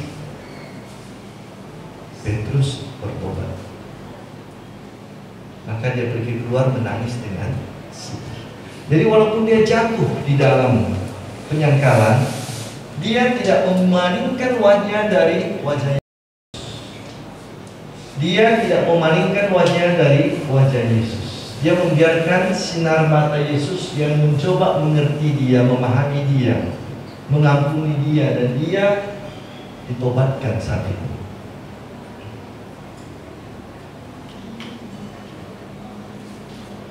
Jadi ketika dia masih dengan penuh penyesalan, kerendahan hati mengatakan saya bersalah, dia punya kesempatan untuk memperbaiki hidupnya. Nah, itu hanya Lukas yang melukiskan itu, bahwa Petrus melihat Yesus memandang dia. Berarti dia tetap melihat Yesus. Dia masih membuka pintu, ruang bagi dirinya untuk menerima rahmat belas kasih Tuhan.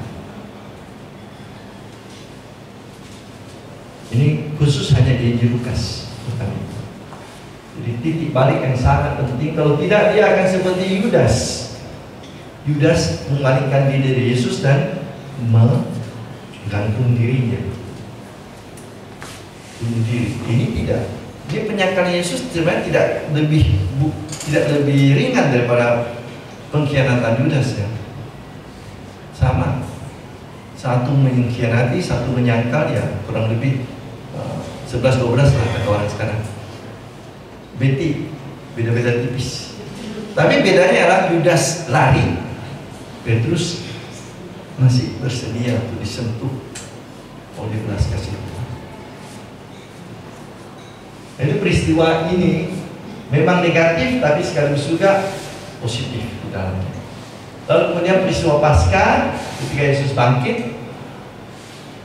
Pentakosta ini juga sangat penting ketika Roh Kudus memberanikan Petrus untuk tampil di depan orang banyak. Tadinya dia bersembunyi, tadinya dia menyangkal, tadinya dia lari.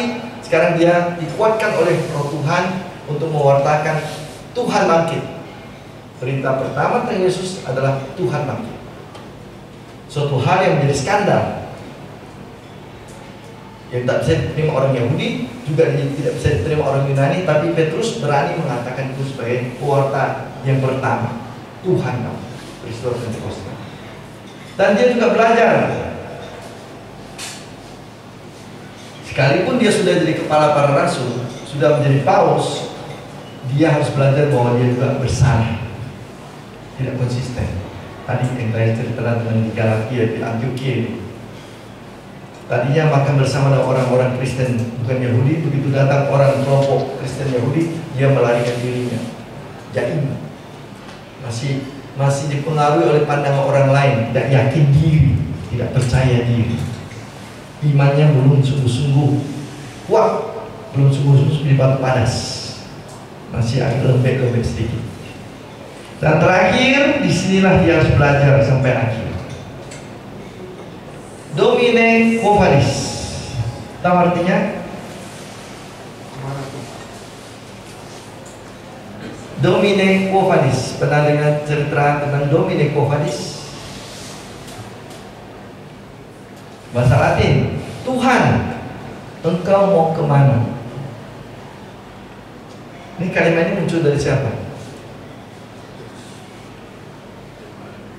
Nah, tradisi yang lama mengatakan ketika Petrus sudah menjadi rasul di Roma, muncul penganiayaan terhadap orang-orang Kristen oleh Kaisar Nero. Maka orang-orang Katolik, orang Kristen, waktu itu semua Kristen namanya, tidak ada istilah Katolik dan Protestan atau Ortodoks, semua Kristen. Orang Kristen mengatakan kepada Petrus, kamu pemimpin kami, maka kamu harus selamat, jangan tinggal di sini. Biarlah kami mati, tapi kamu masih bisa memimpin dari tempat lain. Nah, Petrus ikut bujukan dari orang-orang Kristen. Dia mau mengungsi supaya jangan ditangkap oleh Kaisar Nero dan tentara-tentara Romawi yang mencari orang-orang Kristen. Karena mereka kan di bawah tanah ini bertemu nih. Selama waktu agama Kristen belum menjadi agama resmi diakui tahun 313, orang Kristen bertemu itu mana? Di kuburan. Ya, di katakombe. Jadi mereka berdoa, di kiri kanan itu ada jenazah yang sedang membusuk. Ini kan kuburan dulu tuh di bawah tanah, lubang-lubang. Namanya katakombe. Nah itu bisa sampai 40 meter ke bawah, 50 meter ke bawah banyaknya itu. Jadi berdoalah supaya Tuhan berikan rezeki pada kita, suatu berkat supaya kalian bisa melihat katakombe. Sekarang masih ada, masih bisa kita lihat katakombe. Jadi jenazah ditaruh di situ, ada yang sudah membusuk, ada yang baru datang, ada yang sudah tinggal kerangka, dan orang Kristen berdoa di situ. Karena itu tempat yang paling aman, di mana tentara tidak akan pikir bahwa ada orang berdoa di kuburan.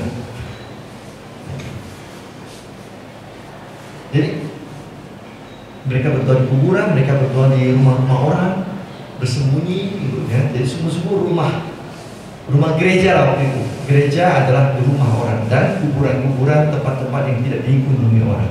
Nah, tapi suatu saat kan sudah tertangkap juga. Namanya mata-mata tentara Romawi itu banyak. Lalu orang Kristen kata, Petrus, kamu melarikan diri. Walaupun kami tertangkap, masih ada pemimpin kamu. Lalu Petrus melarikan dirinya. Dia melarikan diri melalui Via Appia, sekarang namanya Via Appia. Dia lari, mau kemana? Ke pelabuhan, supaya naik kapal pindah ke lain tempat. Seperti juga Turki, dia sampai ke Roma. Kan dari Roma dia mau cari tempat untuk selamat dulu. Nah, dia sedang berjalan dalam kegelapan, karena kalau siang ketahuan. Jadi dia berjalan kegelapan malam. Lalu menjelang pagi di Via Appia itu dia bertemu, melihat dari jauh ada seseorang yang datang menuju kota Roma. Dia meninggalkan kota Roma, pergi ke pelabuhan. Sementara dari tempat sana ada orang berjalan seperti laki-laki menuju Roma. Semakin dekat, orang itu bawa salib. Dia sudah mulai ragu. Akhirnya setelah dekat, oh, Tuhan Yesus membawa salib ke Roma. Kaget bukan? Maka ditanya, Tuhan, engkau mau kemana? Domine quo vadis, bahasa Latin. Dan apa jawab Yesus? Petrus, aku harus kembali ke kota Roma, disalibkan sekali lagi, sebab engkau takut memikul salibmu. Nah, Petrus disadarkan oleh Yesus sekali lagi. Ini tradisi kuno mengatakannya itu ya. Dia menangis dan kemudian berbalik kembali ke kota Roma. Yesus lenyap. Nah, di Roma dia ditangkap oleh Nero dan disalibkan dengan kepala di bawah.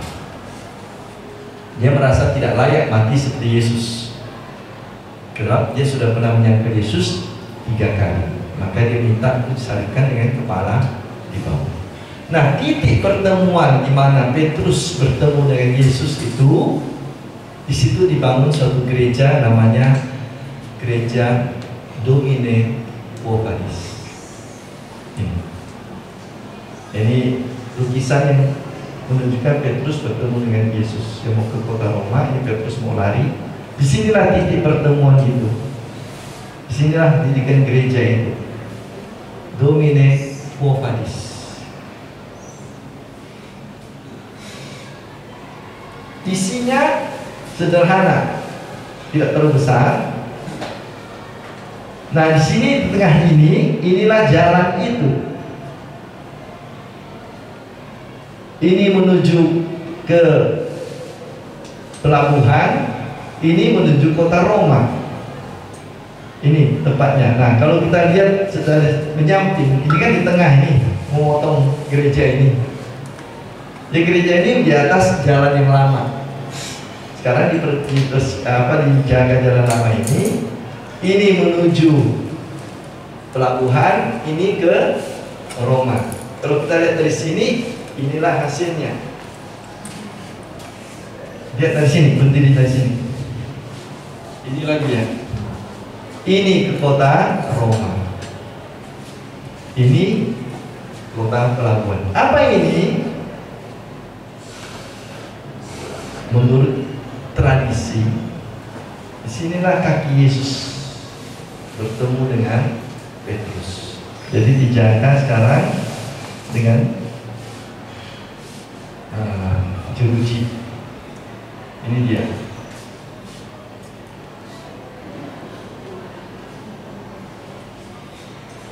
Ini yang tadi di sini. Sekarang dinaikkan sini. Ini dia. Telapak Lalu di gereja itu nampaklah juga salib Petrus yang disalibkan. Bukan di situ dia disalibkan, hanya di gereja itu ada gambar salib Petrus yang kepalanya di bawah. Ini ada di dalam gereja ini, gereja kecil. Tidak banyak kan kalau kita masuk ke dalam. Ini di tengah, ini ada kursi bagian belakang sedikit. Depan, inilah jalan yang ditempuh dulu. Ini mau keluar kota, ini masuk kota. Masuk kota.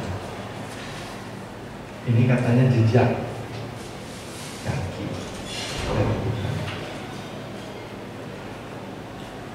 Bagaimana kita belajar di Petrus?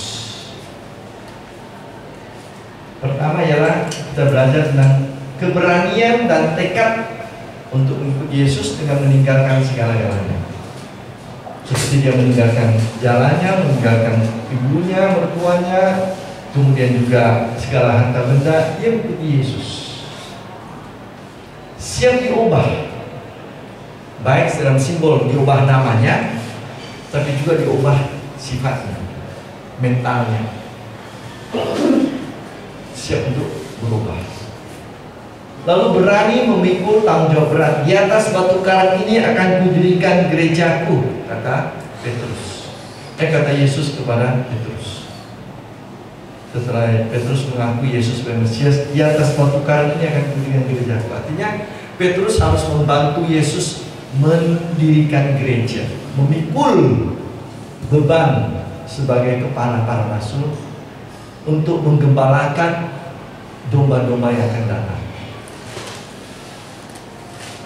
Lalu kita belajar juga bahwa menjadi seorang paus pertama, kepala para rasul, adalah orang yang harus selalu berani jatuh bangun, belajar dari berani bangkit lagi, dan tidak pernah mengatakan sudah cukup, saya sudah belajar berkali-kali, saya sudah siap sekarang, saya sudah mampu, saya sudah dewasa. Buktinya Petrus belajar sebagai hari terakhir dalam hidupnya. Dia masih mau jatuh juga, hampir jatuh juga ketika mau melarikan diri di kota Roma. Disadarkan oleh Yesus kembali, baru dia memikul salibnya lagi untuk mati sebagai martir. Jadi seorang pemimpin, seorang Kristen, seorang yang dipercaya itu tidak selalu orang yang sempurna. Bisa berdosa, bisa jatuh dalam kesalahan, bisa. Tetapi berani bangkit lagi dan terendah hati mengatakan, bukan karena saya mampu, tapi karena Engkau Tuhan. Engkau tahu siapa saya, bahwa aku sungguh cinta padamu. Jadi keberanian datang bukan karena kesombongan, tapi karena kerendahan hati, kepasrahan. Sehingga demikian kita bisa setia sampai akhir. Bisa setia sampai akhir. Ketika kita mengandalkan Tuhan, berjalan bersama Tuhan, dan yakin bahwa Tuhan selalu menyertai kita, dan tidak pernah mengatakan sudah cukup, sudah selesai. Tuhan selalu bisa mengajar kita dengan berbagai hal sampai dengan saat terakhir dari hidup. Sekian, terima kasih.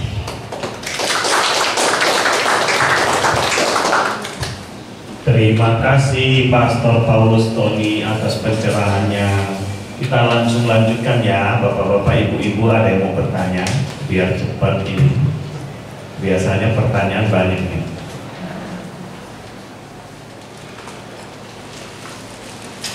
Wow, begitu saya jadi moderator nggak ada yang berani tanya Pastor. Berikutnya saya jadi moderator.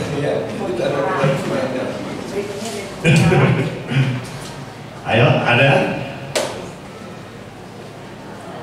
Sebelum diketok palu nih. Oke, ada satu.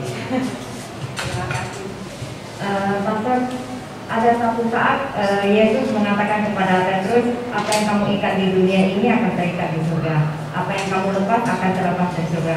Bagaimana untuk memahami konteks ini? Terima kasih. Itu tadi saya sudah katakan dalam bab 16. Bab 16 ketika Yesus bertanya, siapa aku ini? Tadinya gosip, rumor mengatakan kamu Elia, kamu ini, kamu Yohanes Baptis, kamu Nabi, kamu. Menurutmu, bukan kata orang lain, bukan rumor orang. Menurutmu, keyakinanmu, siapa aku ini? Dan situ Petrus maju mengatakan, engkau adalah Mesias, anak Allah yang hidup. Itu pengakuan iman dari Petrus tentang kealahan Yesus.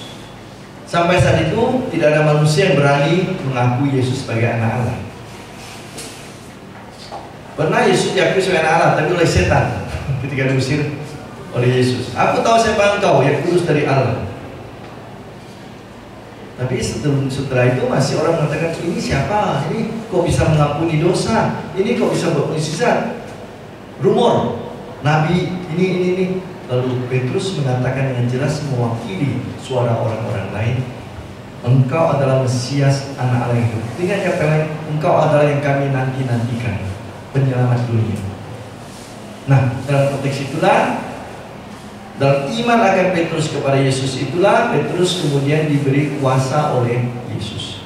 Dan engkau Petrus, bukan suara manusia, ini suara dari Allah sendiri yang datang kepadamu. Dan di atas kamu, di atas batu karang ini bahasa simbolis ya. Petrus artinya batu karang. Kefas, batu karang. Di atas batu karang ini akan kudirikan gerejaku. Apa yang kau ikat di dunia akan terikat di surga, apa yang kau lepaskan di dunia akan terlepas di surga. Dengan kata lain, Petrus lebih kuasa untuk melepaskan dan membebaskan dosa manusia juga. Kuasa pengampunan. Dan memang nanti itu akan muncul pada saat apa? Pentakosta. Paskah. Ketika Yesus muncul di ruang perjamuan malam terakhir, waktu Paskah malam, terima Roh Kudus dan Injil Yohanes, dikatakan kalimat yang sama, mirip. Apa yang kau lepaskan di dunia akan terlepas di surga, apa yang kau bukakan di dunia akan terbuka di surga. Dalam Yohanes itu diulang kembali apa yang disebut dalam Injil Matius bab 16. Jadi ini kuasa diberikan oleh Tuhan kepada Petrus mewakili gereja, kuasa untuk sakramen obat pengakuan dosa. Jadi dua penginjil memakai kalimat yang kurang lebih sama. Satu konteksnya ketika Yesus masih hidup di dunia ini, satu setelah Yesus bangkit. Ketika Yesus mencurahkan Roh Kudus kepada para rasul di ruang perjamuan malam terakhir, pelepasan Roh Kudus. Kita lihat dalam Injil Yohanes, kalimat yang sedikit mirip tapi berbeda, tapi isinya sama. Yohanes 20.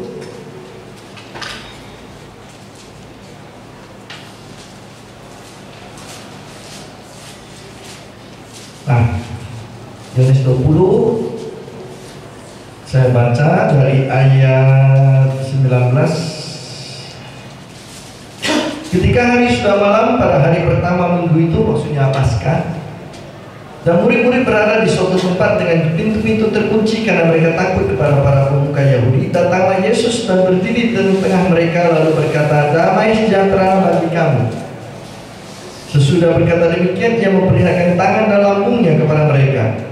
Murid-murid itu bersuka cita ketika mereka melihat Tuhan. Kata Yesus sekali lagi, damai sejahtera bagi kamu. Sama seperti Bapa mengutus aku, sekarang aku juga mengutus kamu. Sesudah berkata demikian, ia menghubusi mereka dan berkata, terimalah Roh Kudus. Lalu dia kalimat berikut, jikalau kamu mengampuni dosa orang, dosanya diampuni. Dan jikalau kamu menyatakan dosa orang tetap ada, dosanya tetap ada. Ini kalimat Yesus setelah Paskah. Isinya kurang lebih sama dengan kalimat Yesus kepada Petrus ketika dia masih hidup. Itu di Matius bab 16 ayat 18 dan seterusnya itu. Jadi konteksnya itu adalah konteks pemberian kuasa pengampunan dosa kepada Petrus mewakili para rasul, dan Petrus meneruskannya kepada uskup kepada para imam. Jadi kuasa pengampunan dosa itu datang dari teks-teks ini.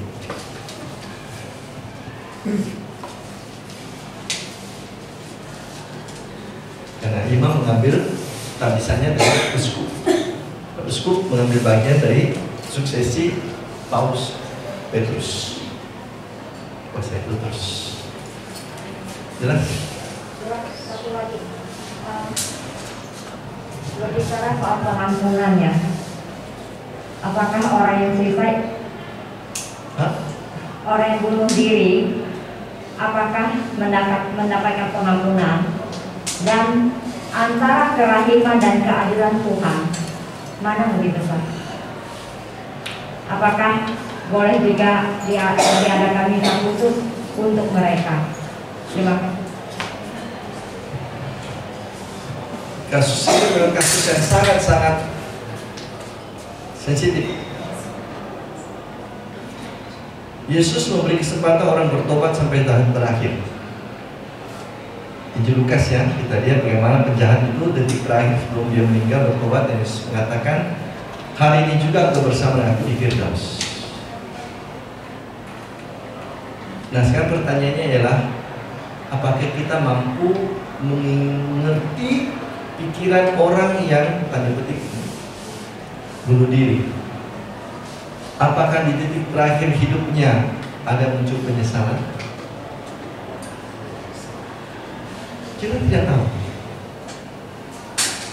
Allah begitu maha rahim sehingga ia masih seperti Yesus memberi kesempatan pada seorang sampai detik terakhir sebelum mati pun kalau bertobat masih ada kesempatan untuk masuk surga. Nah, siapakah yang bisa memastikan yang bunuh diri ini di detik terakhir hidupnya itu dia tidak menyesal atau benar-benar sekeras sampai mati seperti Yudas Iskariot? Tapi Yudas kan sebenarnya sangat menyesal. Karena saking menyesalnya, dia mengambil tindakan itu sebagai, kalau saya pribadi yang melihatnya ya. Nah ini sekarang kan tafsiran nih. Nah sekarang kan kita hanya bisa melihat apa yang terjadi. Jadi dalam hal ini kita menyerahkan pada Tuhan yang mengerti pikiran orang-orang yang melakukan hal tersebut. Apakah dia berpikir seperti Yudas Iskariot atau berpikir seperti penjahat yang sebelah kanan Yesus? Jadi dua kemungkinan bisa terjadi. Dan saya tidak bisa mengatakan si Anu pasti begini, si Anu pasti begitu, karena saya tidak di posisi dia. Tuhan yang tahu. Itu saja kita lihat dari cerita kitab suci. Ketika orang melarikan diri dan tidak mau kembali kepada Tuhan sepenuh hati, maka memang dia mencari sendiri nasib buruknya. Tapi ketika orang masih mau kembali kepada Tuhan, meskipun hanya 1-2 detik terakhir dari hidupnya, Tuhan masih punya kesempatan, beri kepadanya kesempatan. Berarti kalau diadakan misa atau apa sebenarnya enggak. Itu hukum gereja, itu sudah lain lagi, itu sudah liturgi hukum gereja, itu mereka punya pertimbangan sendiri. Saya bicara dari segi kitab sucinya. Kalau dari hukum gereja bagaimana? Nah, dari segi liturgi sepertinya agak dikatakan ya, didoakan tapi bukan dalam konteks Ekaristi. Kita selalu bisa mendoakan orang-orang yang mengakhiri hidupnya dengan caranya, ya cara yang tidak sewajarnya kita sebut. Tapi dalam konteks Ekaristi. Jadi itu dalam liturgi itu ada kalau saat disebut, saya hanya lihat di dalam dokumen mana disebutkan itu. Tetap bisa didoakan, iya, karena kita bisa selalu mendoakan siapapun. Orang jahat, orang baik selalu bisa kita doakan. Orang yang tersesat, orang yang lurus selalu bisa kita doakan. Liturgi memberi kemungkinan itu, hanya bukan dalam perayaan Kristi nampaknya. Tapi, Pastor, perayaan Ekaristi itu juga menjadi satu-satunya harapan ya, karena di situ yang menjadi imam agung yang di situ yang dikorbankan adalah Yesus sendiri. Dia sendiri anak domba. Saya pikir tidak. Ekaristi adalah puncak dan sumber hidup kita, tapi bukan di situ satu-satunya Yesus berkarya. Kalau tidak, itu apa gunanya sekadar devosi kita? Kita punya banyak devosi, tidak ada Ekaristi. Tuhan juga berkarya dalam berbagai cara. Tidak hanya dikatakan Ekaristi adalah puncak dan sumber, di mana kita bisa meyakini sepenuhnya Yesus hadir dalam bentuk bukan sabda, tapi juga dalam tubuh dan darah. Menyatu dengan kita, tapi bukan satu-satunya cara di mana Tuhan berkarya. Tuhan bisa berkarya melalui ribuan jutaan cara. Jadi jangan merasa bahwa karena tidak ada Kristi maka tidak ada jalan keselamatan. Tidak juga.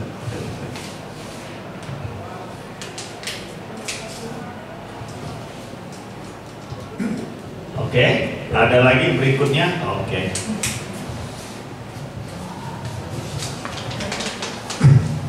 Selamat malam, Pastor. Saya mau bertanya tentang tadi hasil sidang di Yerusalem yang ada perselisihan antara Kristen Yahudi dan Yahudi.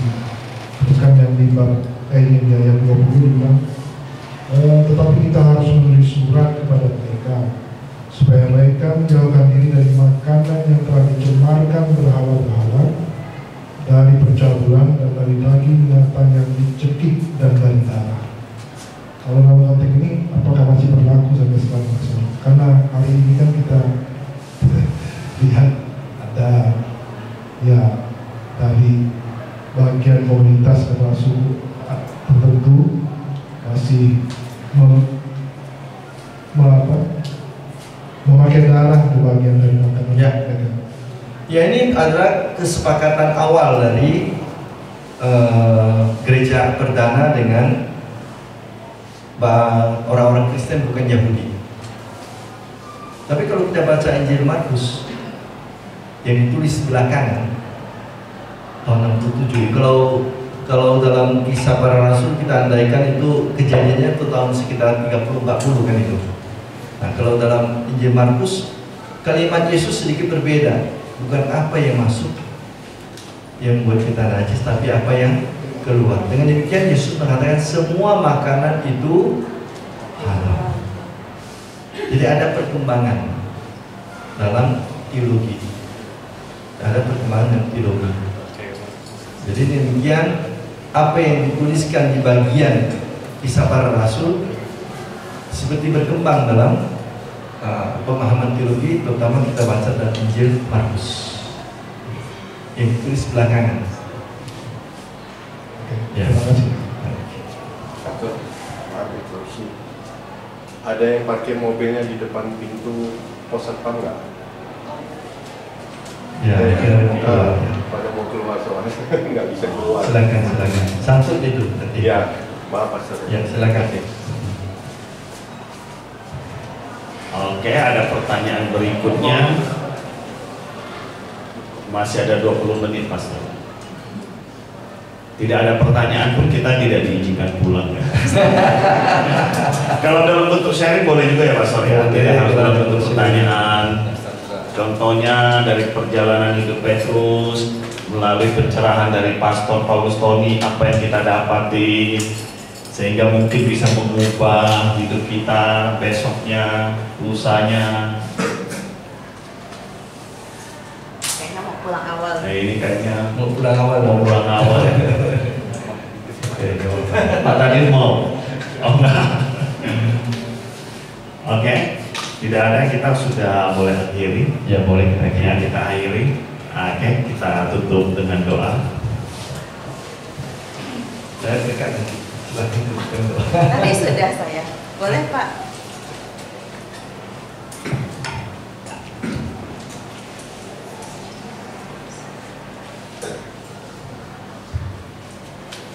Baik, para saudara terkasih, mengakhiri pertemuan kita malam hari ini, mari kita kembali bersatu dalam doa. Dalam nama Bapa, Putra, dan Roh Kudus. Amin. Kami bersyukur kepada-Mu ya Allah, Bapa Tuhan kami dan Bumi, atas rahmat dan kasih karunia-Mu yang tak bersudah yang boleh kami alami sampai dengan saat ini. Baru saja kami telah diajak bersama untuk mengenal Engkau lebih dekat melalui materi Petrus, sang batu cadas pemimpin Rasul yang pertama, melalui Pastor Tony yang telah memberikan. Banyak yang telah kami tahu, banyak yang telah kami mengerti. Biarlah semua ini menjadi bekal bagi hidup perjalanan kami selanjutnya, untuk mengantar kami semakin dekat kepada Allah pencipta kami. Terima kasih ya Bapak, semoga kesempatan yang lain lagi dapat kami alami berkat kasih-Mu. Sebentar lagi kami mau pulang ke rumah kami masing-masing.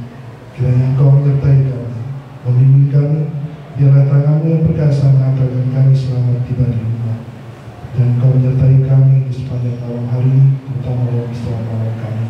Semua ini kami mohonkan kepada-Mu Bapa, melalui berkat yang akan diterima melalui tangan imam kami. Tuhan bersamamu. Semoga Allah Kuasa memberkati saudari-saudara sekalian, seluruh keluarga kita masing-masing, perjalanan kita kembali ke rumah dan istirahat kita nanti malam supaya berjalan aman dan selamat, dan bangun kembali besok pagi untuk melaksanakan rencana kita dalam nama Bapa dan Putra dan Roh Kudus. Amin. Baik, jadi untuk minggu depan kita istirahat dulu karena sudah Imlek. Begitu juga sebentar kita diperjuangkan. Ya, jadi 28 kita libur, tanggal 4 juga